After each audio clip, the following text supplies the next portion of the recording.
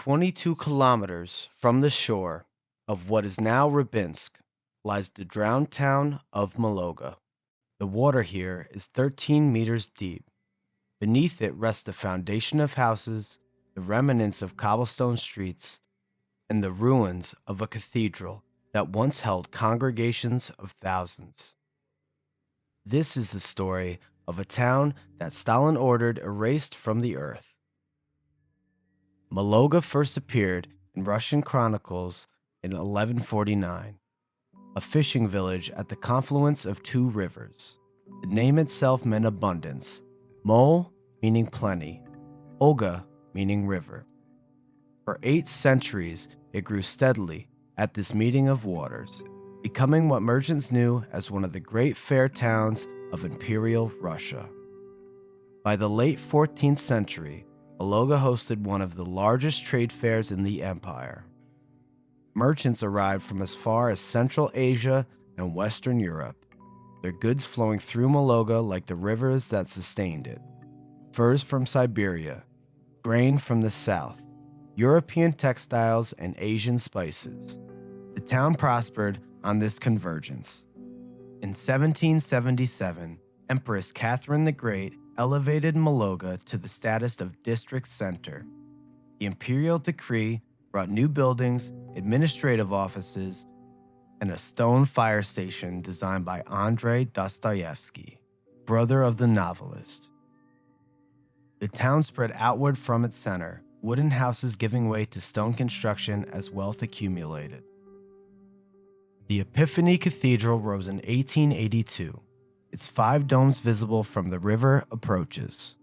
The St. Athanasius Convent, founded in the 15th century, housed dozens of nuns who tended gardens and operated workshops. By 1940, Mologa claimed over 6,000 residents, 900 buildings, and 100 stone structures that spoke to its permanence. But permanence, as the people of Mologa would learn, was not a concept that concerned the planners of the Soviet state.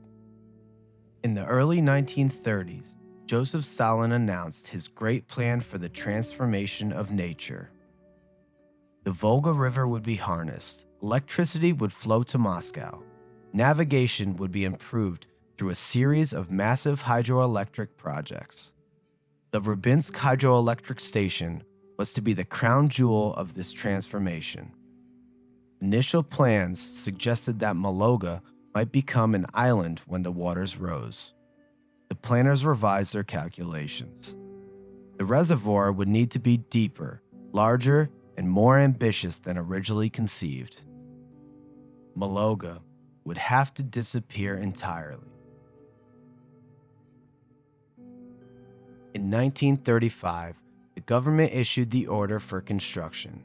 In 1936, evacuation notices arrived in Mologa. Residents were informed they had until 1940 to depart. The evacuation proceeded systematically. Wooden houses were dismantled log by log, each piece numbered for reconstruction in Rybinsk. Gulag prisoners provided much of the labor for this careful deconstruction. Some families supervised the moving of their own homes, watching their birthplaces reduced to inventoried lumber. Maria Ivanova was 18 when the evacuation began. Her identity papers, decades later, would still list her birthplace as Mologa district. Her father had been classified as a kulak, a wealthy peasant, and was exiled before the flooding even began. Not everyone agreed to leave. Some residents, particularly the elderly, refused evacuation orders. The exact number remains disputed. An NKVD report claimed 294 individuals chose to remain and perished in the rising waters. Survivors questioned this account. The waters rose slightly over months. Those who stayed, they suggested, faced a different fate entirely. Mother Superior Taisia of the St. Athanasius Convent had made a prophecy in 1881. The town would be covered by water, she said, but it would rise again. Some clung to this prediction as the waters gathered behind the growing dam.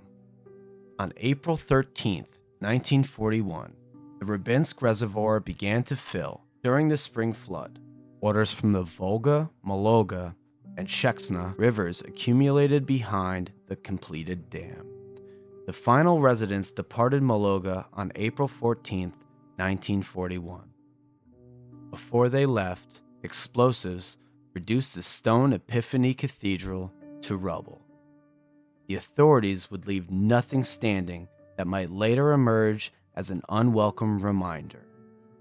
The town disappeared gradually. First the streets filled with water, then the wooden houses submerged. The stone buildings held out longer, their upper stories visible above the expanding lake like the masts of sinking ships. By 1947, the Rybinsk Reservoir had reached its full capacity. It was, at the time, the largest man-made body of water on Earth. The achievement generated headlines in Soviet newspapers. Progress had triumphed over sentiment. But beneath the surface, Mologa remained. The cold water preserved what explosives and time had not destroyed. Foundations held their positions. Streets maintained their routes between nowhere and nothing. The displaced residents settled in Rybinsk and other towns throughout the region. Some lived in their relocated houses, the numbered logs reassembled into familiar rooms. Others started over entirely. Speaking of Mologa became dangerous. During the Stalin era, mentioning the drowned town could result in arrest. Nikolai Novatelnov was a child when his family evacuated. Decades later, living in a relocated Mologa house in Rybinsk, he would recall ice skating on the frozen streets of his hometown, sledding down hills that no longer existed. His father, like many from Mologa, had been imprisoned in the Gulag camps of Magadan. In 1972, something unprecedented occurred. The first organized gathering of Mologa survivors and their descendants took place in Rybinsk. The political climate had shifted enough to permit public remembrance. Each year afterward, they returned to commemorate what had been lost. Nikolai Alexeyev founded the Mologa Museum in a bell tower in Rybinsk. His family had come from the drowned town. The museum collected photographs, documents, and testimonies from survivors. Anatoly Klopov, who became its curator, observed that many former residents had come to accept the flooding as a necessary sacrifice for the Soviet state. Vasily Kovalkov preserved what he called a birth brick, a fragment of Mologa he carried with him always. He continued searching for information about his father, who had been imprisoned in Magadan during Stalin's purges. In August 2014, an extreme drought lowered the reservoir's water level dramatically. For the first time since the flooding, significant ruins of Mologa became visible above the waterline. Former residents and their descendants made pilgrimages to walk once more through the remnants of their streets. The stones remember their positions.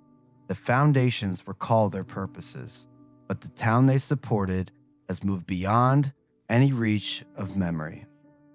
Today, Mologa lies beneath 22 kilometers of water. Most of its wooden structures have long since rotted away. The stone foundations endure, mapped by historians during the rare occasions when drought reveals them.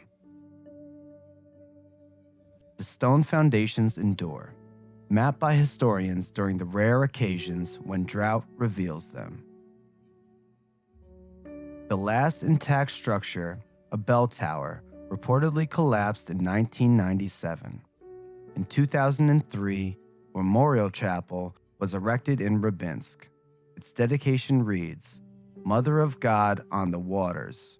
It commemorates not only those who drowned with their town, but those who died building the reservoir that erased it. The reservoir serves its intended purpose. It generates electricity. It facilitates navigation. It irrigates farmland. By the metrics that mattered to its planners, the project succeeded completely. But success, as the people of Mologa discovered, is not always a measure that considers what is lost in its achievement. Somewhere beneath these waters, the streets of Mologa maintain their patient grid, leading from nowhere to nothing, holding their positions in the dark.